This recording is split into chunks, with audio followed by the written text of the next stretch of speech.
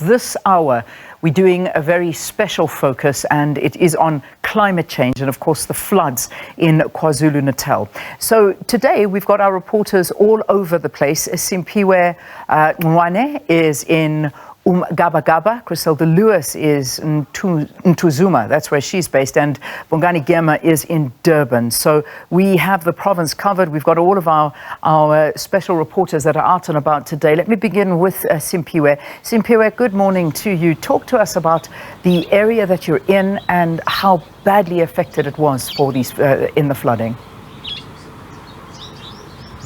Well, a very good morning to you, Sakina. Well, as KwaZulu-Natal continues to pick up the pieces and count the losses brought about by the devastation of the recent floods.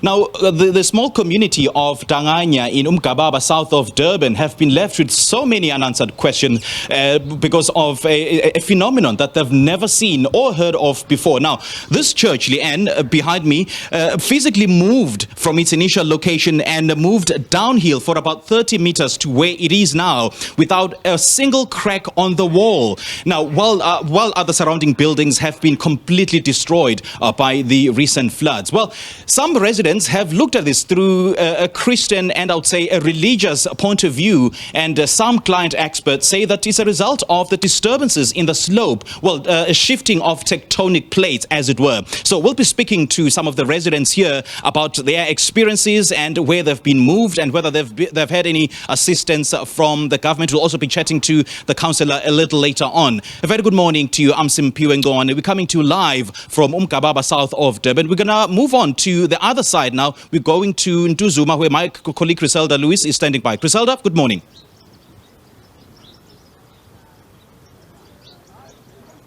Well, a very good morning to our colleagues back in Auckland Park, Sakina Kamwendo, as well as Leanne Manis, and of course to you, Simphiwe, out there in Umkaba. I'm live in Ntuzuma D, and this is where, as you drive into this particular area, the devastation you could absolutely see as you drive into this area. Not just Ntuzuma D that's been affected. I understand Ntuzuma F as well, and other areas where there are scores of residents that have had to be taken to community halls in order for them to find shelter, because as you can see here around me, this area, which has been under development, and I'll show you in just a moment, has been severely affected by the recent floods. Residents, as you've indicated, where you are, Simphiwe, just as much here, residents are trying to pick up the pieces of their lives, hoping that they will get some assistance with regard to permanent places to stay, clean-up operations here as well. Just a few moments ago, I saw some young children head off to school. As they head off to school, their parents remain behind if they're unemployed, and are certainly looking at ways to try and put these pieces back together. Here where I am, you can see this particular home here also washed away in the recent floods. If you take a look towards this particular direction, I'm going to ask my colleague Utsi. Very early morning, the purpose here, this gentleman using his pick, trying to clear some of the rubble that is right here next to his house, right near where the devastation itself is taking place. You wake up every single morning, and this is a constant reminder of the devastation that has affected the lives of these people. In just a moment, I'm going to speak to Mamjali. Mamjali is one of the residents whose home was completely removed from its surface where it had basically been. I'm going to move towards her while my colleague Tulo Manare shows you some of the devastation around this particular area. In just a moment, I'll have that conversation with Mamjali, and she'll show us exactly where her home was, completely washed away. There's absolutely nothing left there. I'm going to speak now to Mamjali, and she's going to join me in just a second. Mamjali, sibonge kakhulu ngesikhathi sakho, mama bengicela usondele. Mamjali, siyabonga kakhulu ngesikhathi sakho ma. Hayi ibhlungu into yenzeke lana. Sizababonisa ababukeli ukuthi kahle kahle indlu yakho ibikuphi. Akusekho lutho mama. Niphila kanjani kodwa Nkosi yami emva kwalento yenzeke lana? So kusho udadewethu uyano obehlala lana ngosisi wakho omdala ubonakele umama wala endlini. So kusho ukuthi sayisabathatha sathi ngoba isimo sakhe asikho right umuntu okhulele ongabeletha nomnini kuzolo njena uye wasika usisibhedlela eKingedwadi sase sithi ngcono ongenani mabeze bahlale la ngezathu sokuthi behlale ngalena kwami ngezathu sokuthi isimo sala vele angeke aze akwazi ukuthi noma ngabe kuthiwa bayathathwa umama ebayisa lapho kuyiwa khona ehholo kuhlala khona abanye ngeke akwazi ngoba umuntu oyithwele sabe ukuthi kungcono akahambe kahlale ngale ekhaya bampintshene khona njoba wayesho umntwana ngelinye ilanga ukuthi bampintshene khona nami nginezingane eziningi kodwa ngathi ngeke ngize ngibalahle ngoba izingane kama angikwazi ukuthi ngibalahle dadewethu akeza qhube laphana and then koze kube kulungisimo singazi ukuthi solunga nini nebesikhala ngakho angazi ke inkosi yami noma besingasizakala yani kade kusanamanzi la kungabonakala ngibona manje nakuvela inhlabathi ezinqombana ngathi noma mhlambe besingasizakala ukuthi sikwazi ukuthi kukhuculeleke lapha kulomhosha lapha ezansi siyasaba sibone ngathi mhlambe khona la eduzane umntwana ngobe lokhanya malala inakatholakali Just some of the concerns that are being raised there by community members. Mamjali Siyabonga kakhulu ngesikhathi sakho ma talking about how they've been left devastated by what has taken place here. We're going to cross to my colleague Bongani Gema in just a second, but I'm just going to ask my colleague Tulo Monare to take a look at where this is. There was a structure that was right in front of us here where you can see this is where the house was completely washed away from. There's nothing left there. When I walked in and Mamjali asked me, or showed me in fact, where the structure was, I simply couldn't believe it because it does not look like there was anything there. And that shows the extent of the damage here and the force at which the water had moved towards this direction and washed away some of these homes. In just a moment, let's go to Bongani Gema now. We'll come back again in just a few moments. We'll continue our live broadcast from these various areas. I'll speak to community leaders as well about what exactly is going to be done in this area. I do know as well that the Deputy Minister of Home Affairs is also going to be in this area a little bit later on this morning, and he's going to be assessing in terms of, you would see, people have lost their clothes, they've lost their IDs, they've lost those belongings that they need. So what's going to be done by Home Affairs to ensure that the all crucial documents like your IDs will be replaced for these communities that are grieving and trying to pick up the pieces of their lives. Bongani, let's go over to you at this time. Good morning to you, Chriselda, Simphiwe and Leanne in studio. We are coming to you bright and early from the Disaster Command Center here at the Virginia Airport in Durban North. I just stepped out of shots so there's my colleague can just show you the search and rescue personnel who are getting ready for their day's operation after a brief night's rest. As you can see, that is where they get their command. They are getting ready today. You can see them getting their equipment off the truck that they use to do their operation. I just asked my colleagues to just show you the aircraft that have been parked here.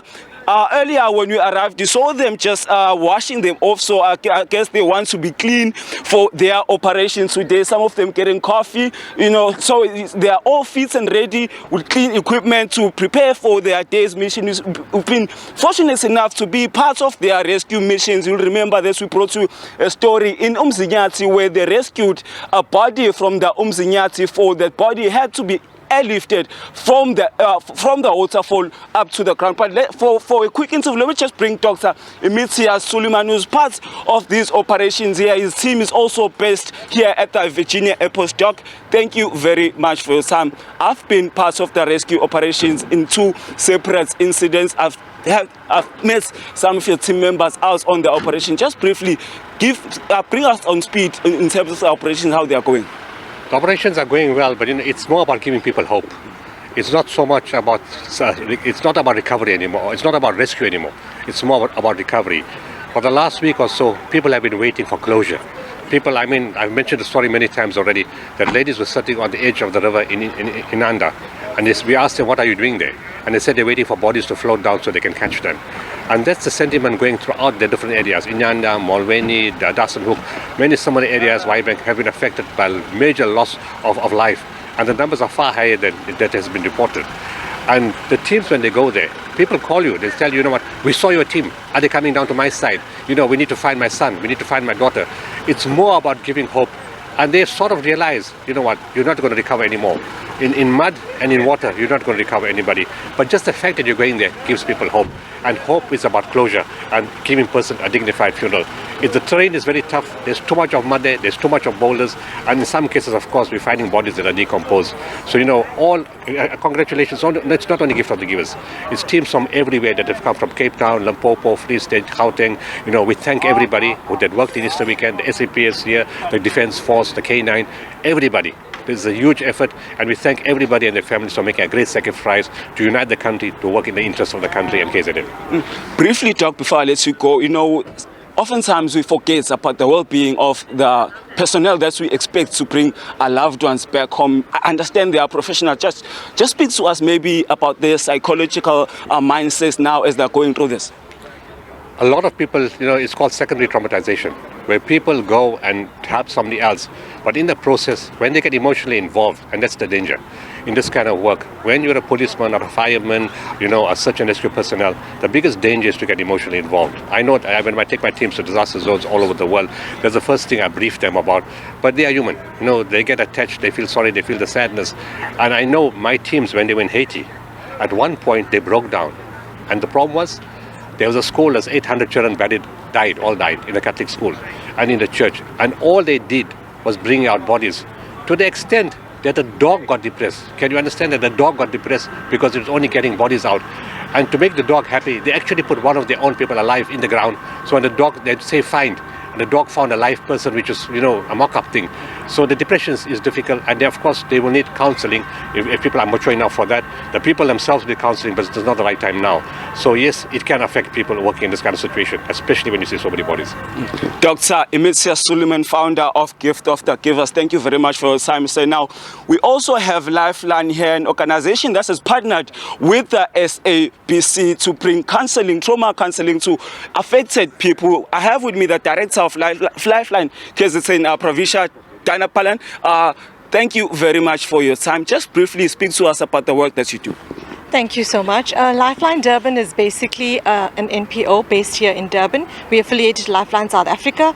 Our core business is emotional wellness. So we focus on counseling and psychosocial support, you know, with all age groups, with all communities. We have social workers that are based at all the hospitals and all the police stations. So this is how we've been able to link up with the victims and the families and provide them with the necessary psychosocial support. Obviously, the basic needs had to be met initially, and then we formed the second level of intervention in terms of the psychosocial support.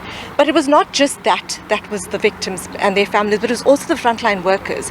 We found that we intervened more at that level currently in the last weekend and the last 2 weeks in terms of providing psychosocial support to those frontline workers that have been there 24/7.